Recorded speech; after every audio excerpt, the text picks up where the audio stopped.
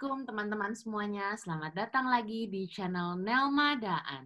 Kali ini aku mau bahas salah satu diaspora Indonesia yang punya usaha tahu Bandung dan ini domisilinya di UK. Kita dengerin langsung bagaimana ceritanya ia bikin usaha dan bagaimana penerimaan dari masyarakat di UK. Langsung aja kita ngobrol bareng Yulianti.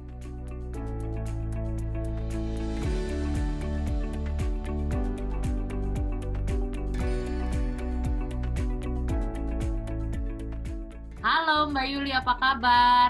Halo Nelma, Alhamdulillah baik. Mbak Nelma gimana kabarnya? Alhamdulillah baik. Terima kasih ya Mbak sudah menyempatkan buat sharing di sini sama aku dan teman-teman yang nonton. Sama-sama. Jadi Mbak bikin tahu Bandung. Betul. Kapan ini Mbak bikin usaha ini? Januari tahun ini, tapi kalau bikin-bikin untuk teman sih sebetulnya last year. Awalnya pikiran ini dijadikan bisnis gimana Mbak? Sebetulnya itu banyak teman yang suka ya dengan homemade tahu aku. Mereka ngasih support kenapa katanya nggak dipasarin aja ke market. Orang Indonesia pasti suka. Oke deh, aku coba-coba dipasarkan ke masyarakat Indonesia yang ada di sini. Waktu Mbak pasarkan ini ternyata masyarakat Indonesia langsung responnya bagus banget. Langsung responnya bagus sekali. Ini Mbak bikinnya gimana? Dari scratch ya Mbak? Oh iya, dari scratch, dari kacang dulu sampai digiling, digodok, dibumbuin. Proses-prosesnya memang lama. Bahan-bahannya dari mana? Sulit nggak dapat di sini? Atau harus impor dari Indonesia? Oh enggak, kalau kacang kita udah punya supplier sendiri dikirim ke sini ya. Jadi ingredient untuk bikin tahu tuh apa aja? Pertama otomatis kacang kedelai sama vinegar ya, cuka ya. Oke. Itu untuk tahunya. Bumbunya ya kayak kunyit. Kalau saya garam gitu dan ada yang lain lagi seperti koriander, garlic gitu. Enggak ada pengawet. Jadi bisa awetnya itu ya dari kunyit sama garam ya. UK kita tahu memang ada produk tahu ya, tapi kayaknya untuk tahu kuning ini belum ada yang jual ya. Jadi kamu bikin terobosan baru ya? Betul. Kenapa tahu? Karena saya suka banget yang namanya tahu ya. Cuman selama saya di UK sampai sekarang itu belum pernah menemukan tahu kuning seperti di Indonesia yang ada flavornya gitu ya. Dan punya inspirasi, kenapa nggak coba bikin sendiri aja gitu. Pas pertama nyoba, benar-benar Masya Allah, bagus hasilnya. Pernah saya beli di online tahu Jepang, cuman tetap rasanya beda.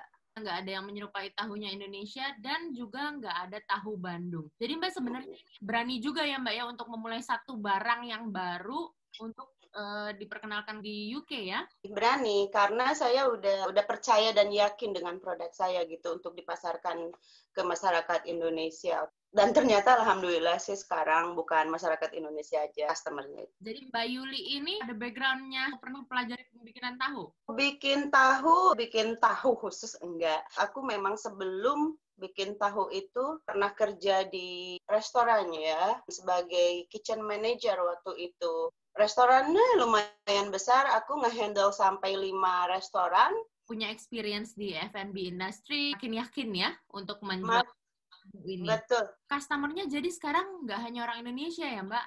Oh enggak, tapi bisa dibilang 80% komunitas Indonesia di sini dan di Eropa juga. Ke Belgium, ke Prancis, ke Netherlands. Testimoni dari customer-nya untuk yang orang non-Indonesia apa Mbak katanya? Bagus testimoninya. Mereka bilang enak katanya percis kayak tahu di Indonesia.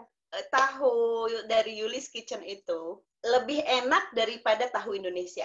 Itu aku setuju sih. Betul. Aku sendiri nih memang penggemar tahu dan wah tahunya Mbak Yuli ini kayak benar-benar kita makan tahu di rumah. Mau digoreng enak ya Mbak ya? Betul. Kadang ada yang langsung dimakan begitu saja gitu, nggak digoreng dulu. Mbak jualnya nih dalam bentuk apa? Pack gitu ya? Saya tidak jual 1 pack, jualnya 3 pack, 10 pot. Jadi 1 pack 300 gram, 3 pack sekitar 900 gram, dan itu 10 pound. Betul, 900 gram. selain Mbak bikin tahu, katanya Mbak juga bikin ini ya, ada varian lain ya? Bakso sapi, bakso ayam, rendang juga. Rendang Masya Allah bagus responnya dari customer. Ada sambal terasi, sambal hijau ikan teri, ada peye, macam-macam lah. Ikan asin yang udah digoreng. Ini kan ngerjainnya di rumah ya? Sekali produksi Iya, betul. berapa kilo itu Mbak? Bisa mencapai 50 sampai 100 kilo setiap minggu saya bikin. Mbak, kalau jual makanan di sini, izin-izinnya gimana Mbak? Izin dari konsul itu dari authority, kita harus ada izin juga, itu harus. Jangankan menjual, kita provide makanan untuk kayak homeless aja, harus ada izin. Pemasarannya ini jadi gimana Mbak sampai bisa dikenal cukup luas? Pertama sih dari teman, sampai, proses waktu pertama itu benar-benar amazing ya, keliling nganter-nganterin. Itu pertama perkenalan. Oke. Pertama perkenalan, terus saya mulai iklan di Facebook, di Indonesian Community, dan di grup-grup yang lainnya juga, dan responnya bagus banget. Kalau aku bilang packingnya bagus ya, dan servisnya bagus, karena aku sendiri pernah beli dari Mbak, dan kebetulan ada yang nggak nyampe, tapi Mbak langsung respon kirim lagi gitu ya Mbak? I have to make happy my customer as well. Rugi ya, tapi nggak bisa saya kalau nggak bertanggung jawab, is my responsibility. Memang itu bukan kesalahan saya, kesalahan kurir, tapi I don't have any control with them.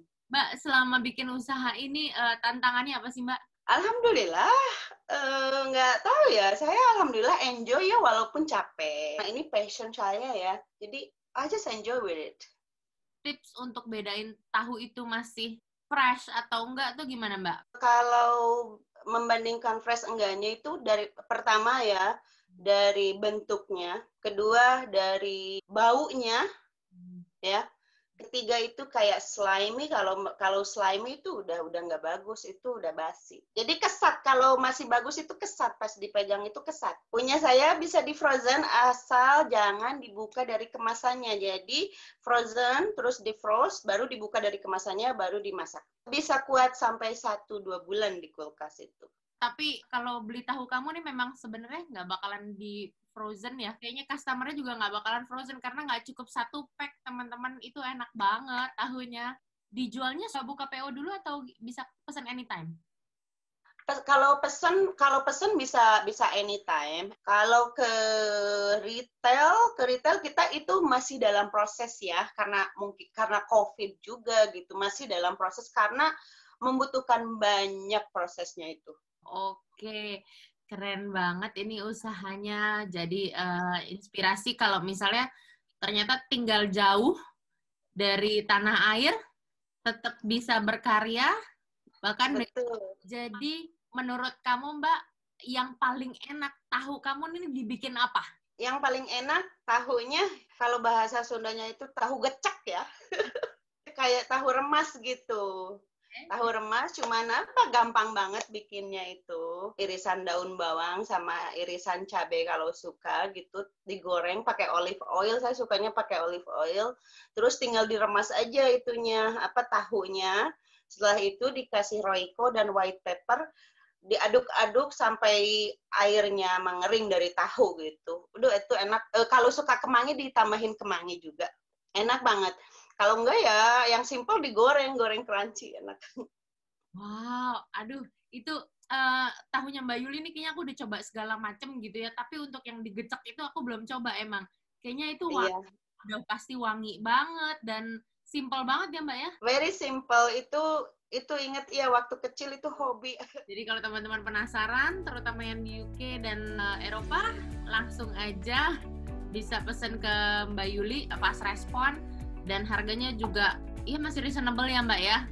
Terima kasih banyak sharingnya. Mudah-mudahan makin sukses ke depannya dan bisa dinikmati ke pasar yang lebih luas lagi. Teman-teman, mudah-mudahan informasi ini bisa jadi bermanfaat dan kamu juga bisa dengerin episode ini di Spotify. Jadi kamu bisa sambil melakukan kegiatan sehari-hari. Terima kasih dan wassalamualaikum. Dadah. Thank you Mbak.